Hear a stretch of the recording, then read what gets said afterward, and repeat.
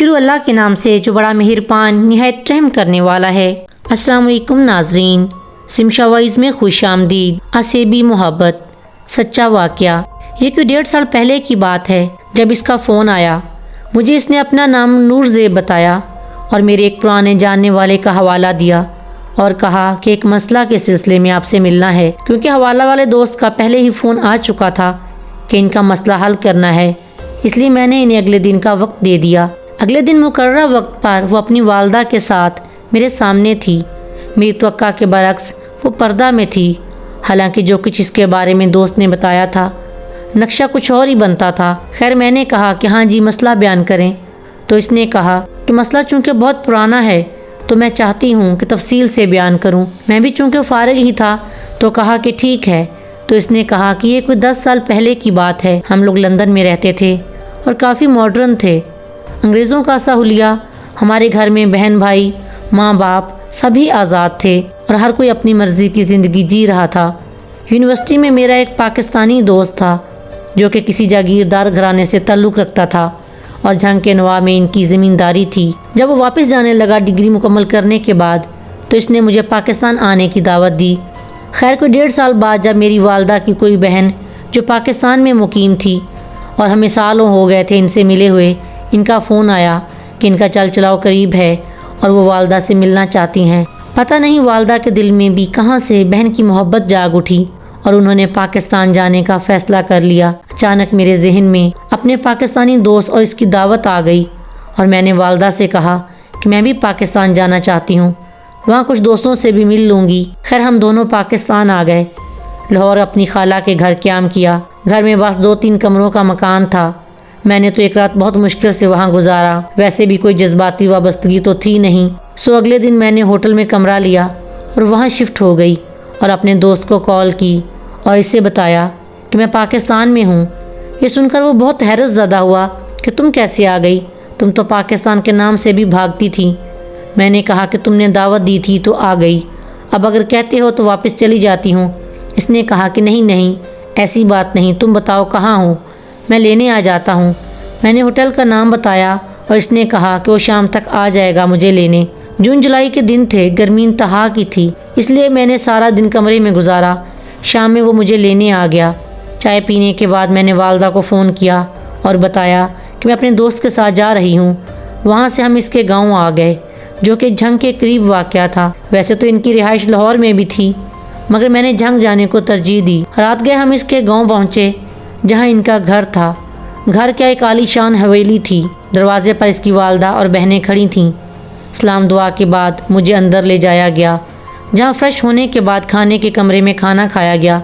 London میں رہنے کے باوجود میں رات کو جلدی سونے کی عادی تھی، کیونکہ اس سے صحت اچھی رہتی ہے۔ مجھے جو کمرہ دیا گیا اس میں جہازی سائز کا بیڈ تھا۔ اپنی زندگی میں اتنا بڑا لکڑی کا بیڈ میں پہلی دفعہ دیکھ رہی تھی۔ خیر، کمرے میں ہی تھوڑی واک کے بعد میں سونے کے لیے لیٹ گئی۔ ابھی آنکھ لگے تھوڑی دیر ہی ہوئی تھی کہ مجھے ایسا محسوس ہوا جیسے مجھے کوئی گھور رہا ہے۔ چونکہ نیند ابھی کچی تھی اس لیے احساس زیادہ شدت سے ہو رہا تھا۔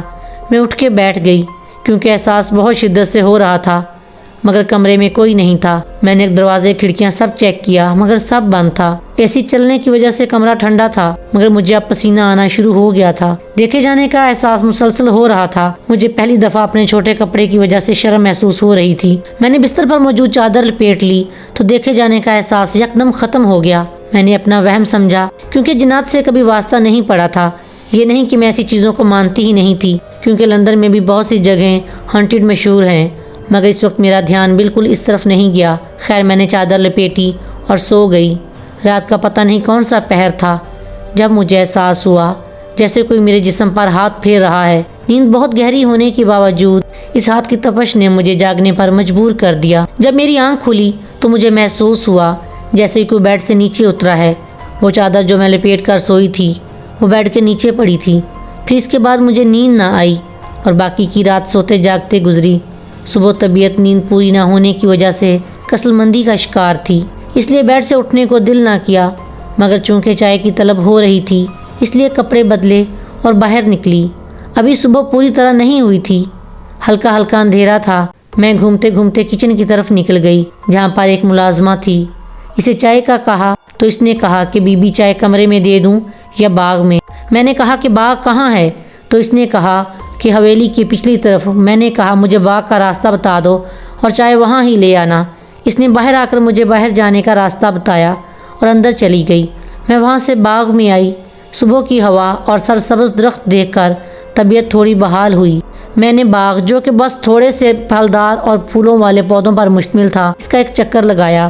طبیعت ذرا فریش ہوئی تو دیکھا وہاں ایک ٹیبل لگا ہوا ہے جس کے ساتھ صرف ایک کرسی پڑی تھی۔ ٹیبل پر پھل، جوس اور چائے کے برتن نظر آ رہے تھے۔ میں نے سوچا میں نے تو صرف چائے کا کہا تھا، ہو سکتا ہے اس نے سوچا ہو جوس اور پھل بھی دے دیتی ہوں، جو کھانا ہو کھا لے گی۔ طبیعت چونکہ تھوڑی فریش ہو گئی تھی اس لیے چائے کی بجائے جوس کو ترجیح دی۔ جوس بالکل تازہ تھا، پی کر طبیعت اور فریش ہو گئی۔ 2 گلاس جوس پینے کے بعد میں اندر آ گئی۔ وہ ملازمہ نہیں ملی ورنہ اس کا شکریہ ادا کرتی۔ خیر 2 ملازموں سے پوچھ کر اپنے کمرے تک پہنچی، نہا کے کپڑے بدلے۔ اس دوران بھی 1-2 بار دیکھے جانے کا احساس ہوا مگر زیادہ دیر نہیں۔ اسی دوران دوست کی بہن آئی اور کہا کہ آئیں ناشتہ تیار ہے۔ زندگی میں پہلی دفعہ دیسی ناشتہ کیا جو کہ بہت مزیدار لگا۔ اسی دوران دوست کی چھوٹی بہن نے کہا کہ آج بارش ہوگی، باہر بہت زیادہ بادل آ گئے ہیں۔ یہ ایک اچھی خبر تھی۔ میں نے ان کے ساتھ مل کر باہر گھومنے کا پلان بنایا۔ انہوں نے کہا کہ پہلے وہ مجھے گاؤں میں اپنی زمینوں کا وزٹ کروائیں گے، بعد میں قریب موجود سلطان باہو کے مزار پر جائیں گے یا مائی ہیر کے دربار پہ۔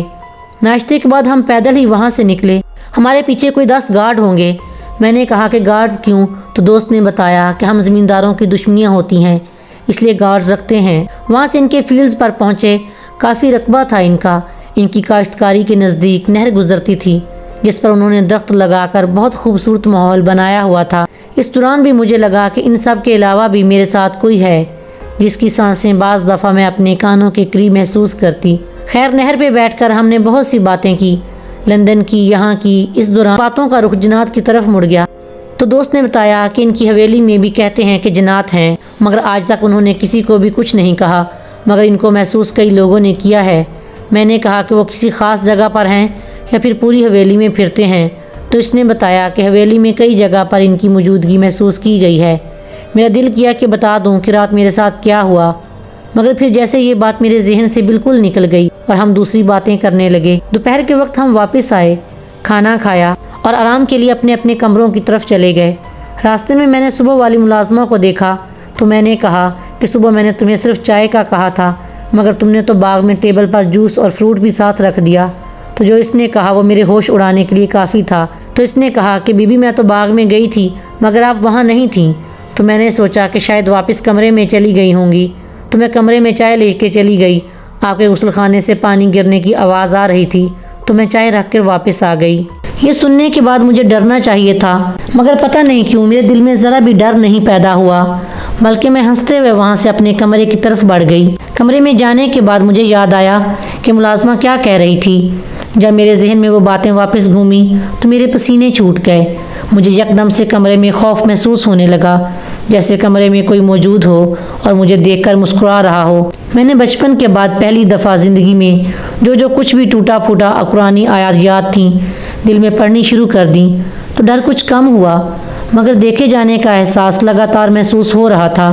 میں فریش ہونے کے بعد کپڑے بدل کر کمرے سے باہر نکل گئی اور دل میں فیصلہ کر لیا کہ اپنے دوست کو اس بارے میں بتا دوں گی اور آج اس کمرے میں نہیں سوؤں گی۔ مگر مجھے کیا پتا تھا کہ قدرت میرا فیصلہ پہلے ہی لکھ چکی ہے۔ باہر سب جمع تھے کیونکہ مزار شریف سلطان باہو رحمۃ اللہ علیہ پر جانے کا پروگرام تھا۔ جیسے ہی میں سب کے پاس پہنچی کمرے والی بات میرے ذہن سے یوں غائب ہوئی جیسے میرے ساتھ ایسا کچھ ہوا ہی نہ ہو۔ ہم 2 گاڑیوں میں مزار شریف کی طرف روانہ ہوئے۔ راستے میں بھی بارہا مجھے کسی کے ساتھ کا احساس ہوتا رہا مگر میں چاہ کر بھی کسی کو اس بارے میں نہیں بتا سکی۔ جب بھی ارادہ کیا کہ بتاؤں میرا ذہن بالکل صاف ہو جاتا۔ مزار شریف پر جب ہم پہنچے تو اتنا رش نہیں تھا عوام کا۔ مزار شریف کے سامنے موجود وضو خانے سے سب نے وضو کیے۔ میں جیسے ہی وضو کر کے نیچے اتری ایک فقیرنی جس کے بال مٹی میں اٹے ہوئے تھے یکدم میرے سامنے آ گئی۔ فقیرنی کا حلیہ دیکھ کر میں ڈر کے پیچھے ہوئی اور وضو خانے کی سیڑھیوں پر گر گئی۔ فقیرنی میری طرف دیکھتی رہی اور پھر بولی، ایسی چیزوں کو ساتھ لے کر اللہ والوں کے پاس نہیں آتے۔ میں نے کہا میں سمجھی نہیں۔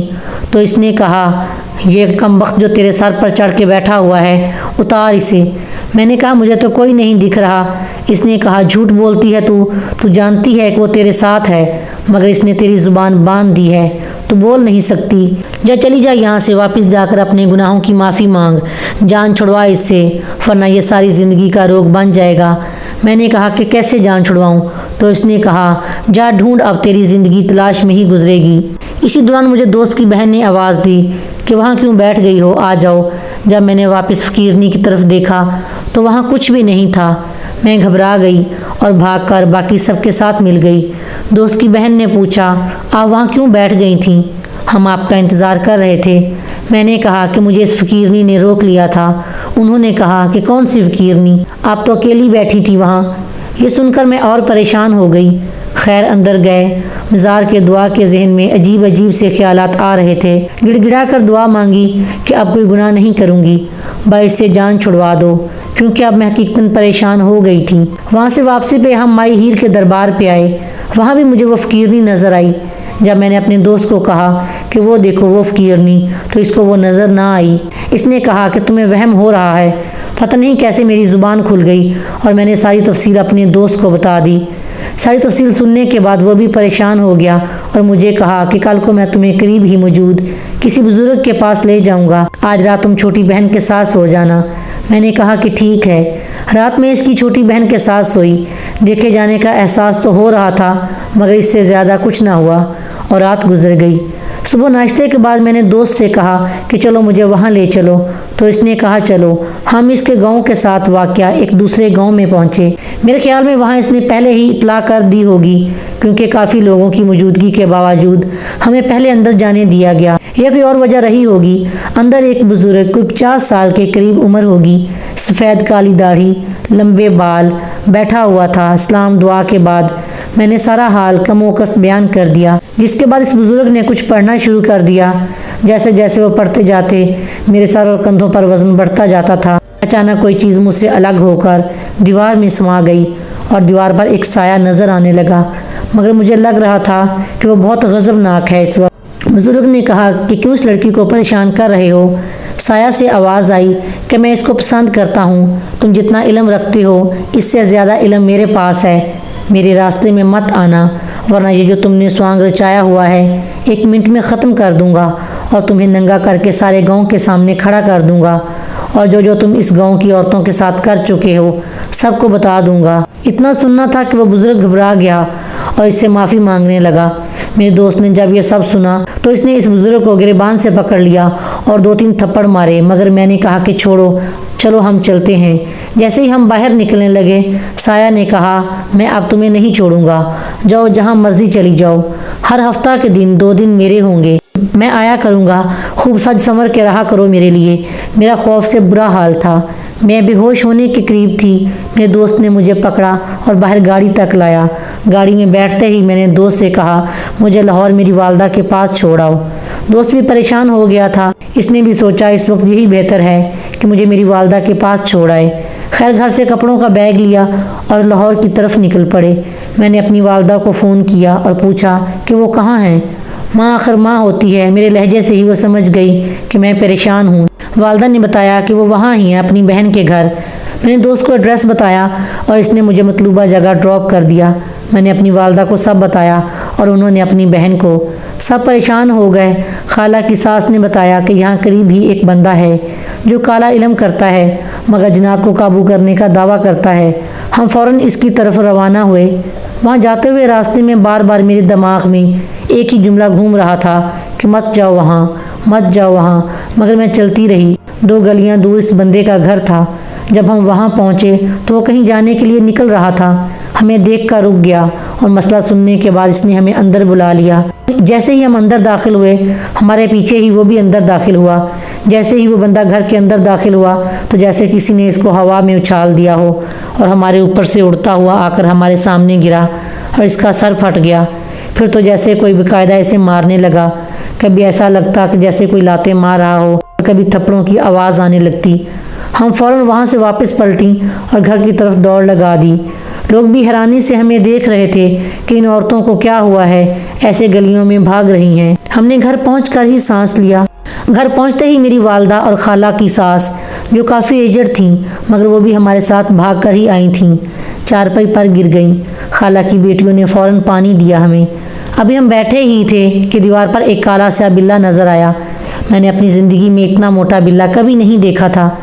اس کی آنکھیں اللہ اللہ، آج بھی سوچتی ہوں تو خوف سے دل کانپنے لگتا ہے۔ اتنی سرخ تھیں اور لگتا تھا کہ ان میں آگ جل رہی ہو۔ وہ آنکھیں مجھے اپنے وجود میں گڑتی ہوئی محسوس ہو رہی تھیں۔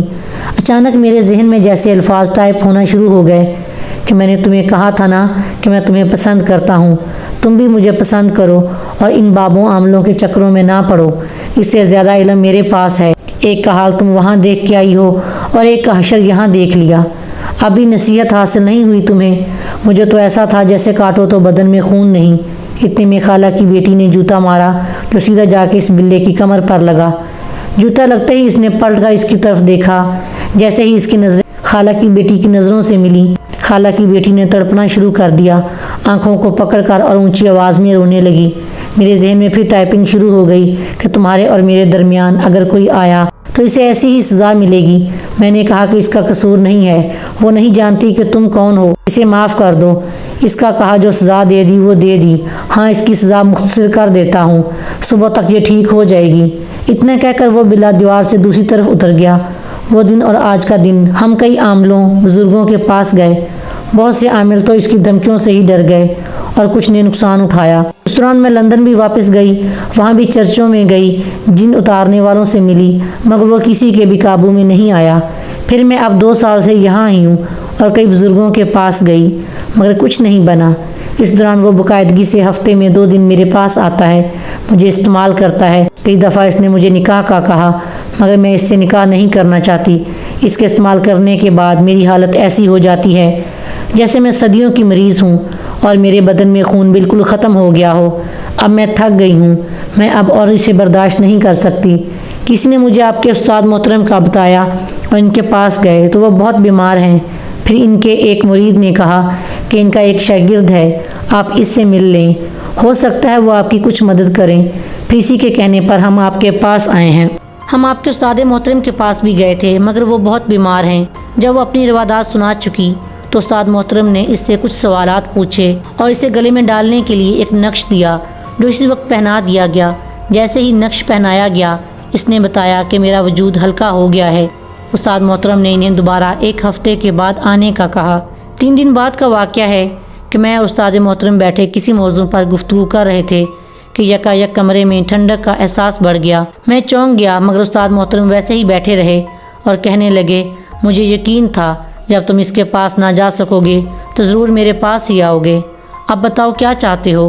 استاد محترم کی بات ختم ہوتے ہی دیوار پر ایک سایہ بن گیا جس میں سے آواز آنے لگی کہ یہ آپ نے اچھا نہیں کیا، میں اس لڑکی کو نہیں چھوڑ سکتا، آپ اس سے میرا نکاح کروا دیں مگر مجھے اس سے جدا نہ کریں۔ استاد محترم نے کہا، سنا ہے تم نے بہت سے عاملوں اور بزرگوں کی بے عزتی کی ہے۔ تو اس نے کہا کہ وہ لوگ اسی قابل تھے، لوگوں کو فراڈ سے لوٹتے تھے۔ اگر کسی کے پاس سچ میں تھوڑا بہت ہوتا تو میں اسے ڈرا دھمکا کے چپ کروا دیتا تھا مگر یہ پہلی بار ہوا ہے کہ آپ نے صرف ایک نقش سے مجھے مجبور کر دیا ہے۔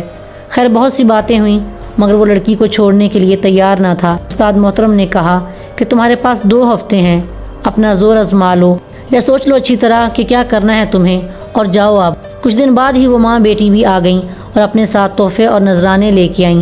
استاد محترم نے صرف اتنے رکھ لیے جتنے اخراجات آ سکتے تھے، باقی سب واپس کر دیا۔ وہ شکریہ ادا کرتے نہیں تھکتی تھیں کہ 10 سالوں میں پہلی بار سکون سے سوئی ہوں۔ وہ آیا ضرور مگر دروازے کے سامنے، کبھی دیوار پر کبھی چھت پر دھمکیاں دیتا رہا۔ خدا آپ کو سلامت رکھے کہ آپ نے میری زندگی بچا لی۔ انہوں نے استاد محترم کو کہا کہ آپ جتنا پیسہ کہیں ہم دینے کو تیار ہیں، بس اسے ہمیشہ کے لیے پیچھا چھڑوا دیں۔ استاد محترم نے کہا، پیسے جتنے چاہیے تھے لے لیے ہیں، اب اس سے زیادہ 1 پیسہ بھی نہیں چاہیے اور انشاءاللہ اب وہ ساری زندگی آپ کے قریب نہیں آ سکے گا۔ 2 ہفتے بھی نہ گزرے تھے کہ وہ پھر آ گیا اور معافی مانگنے لگا کہ ایک دفعہ وہ حصار ختم کر دیں، میں بس آخری بار اس سے مل لوں پھر چھوڑ دوں گا۔ مگر استاد محترم نے کہا کہ نہیں، میں سب جانتا ہوں کہ تم کیا کیا خباثتیں کرتے رہے ہو اور اب کیا کرنا چاہتے ہو، اس لیے میں تمہیں کبھی اجازت نہیں دوں گا اس بات کی۔ تمہارے پاس 2 ہی راستے ہیں، اپنا علم آزماؤ میرے مقابلے میں یا پھر عزت سے اسے چھوڑ دو۔ جب اس نے دیکھا کہ کوئی حل نہیں ہے تو اس نے کہا کہ میں اس شرط پر اسے چھوڑوں گا کہ آپ مجھے اپنے پاس رہنے کی اجازت دے دیں۔ بس یہیں استاد محترم نے غلطی کر دی اور اسے اپنے پاس رہنے کی اجازت دے دی۔ 6 مہینے تک تو وہ بڑی فرمانبرداری سے رہا۔ استاد محترم چہل کاف کے عامل تھے اور اسی کا حصار باندھتے تھے۔ ایک رات وہ دیر تک استاد محترم کے پاس رہا۔ سردیوں کی رات تھی۔ جب استاد محترم نے کہا کہ چلو اب میں وضو کے حصار باندھ لوں تو اس نے کہا کہ اب میرے جیسا جن آپ کا محافظ ہے، کسی کی کیا مجال جو آپ کی طرف آئے، یہ حصار اب رہنے دیا کریں۔ خیر اس رات تو انہوں نے حصار باندھ لیا، مگر پھر اس کے مسلسل اصرار پر ایک دن انہوں نے حصار چھوڑ دیا۔ اسی طرح کوئی 15-20 دن یہ سلسلہ چلا اور ایک دن استاد محترم کہیں جا رہے تھے، وہ بھی ساتھ ہی تھا کہ اچانک سے اس نے بائک کا ہینڈل موڑ دیا اور بائک ایک کار کے ساتھ جا ٹکرائی۔ کافی چوٹیں آئیں، اسپتال لے جایا گیا جہاں وہ 10 دن زندگی موت سے لڑتے رہے اور اسی دوران انہوں نے مجھ سے یہ سارے واقعات بیان کیے۔ 10 دن بعد ان کا وصال ہو گیا۔ اللہ پاک ان کی مغفرت فرمائے اور ان کے درجات بلند کرے، آمین۔ مجھے انہوں نے بہت کہا کہ جو کچھ میرے پاس ہے لے لو مجھ سے، مگر پتہ نہیں کیوں میرے دل میں ڈر بیٹھ گیا اور میں ان سے وقت آخر کچھ بھی حاصل نہ کر سکا۔ ان کی تدفین کے وقت میں نے ایک کالے سیاہ بلے کو قبرستان میں پھرتے دیکھا تھا۔ اب بھی لوگ کہتے ہیں کہ انہوں نے اس قبرستان میں ایک بڑے سائز کا کالا بلہ اکثر دیکھا ہے۔ پتہ نہیں اب وہ کیا کرنے آتا ہے وہاں۔ وہ خاتون اب مستقل پاکستان میں رہتی ہیں اور شادی شدہ ہیں، ماشاءاللہ سے بہت عبادت گزار ہیں اور ہر نوچندی جمعرات استاد محترم کی قبر پر حاضری دینے ضرور آتی ہیں۔ سٹوری اچھی لگی ہو تو لائک شیئر سبسکرائب۔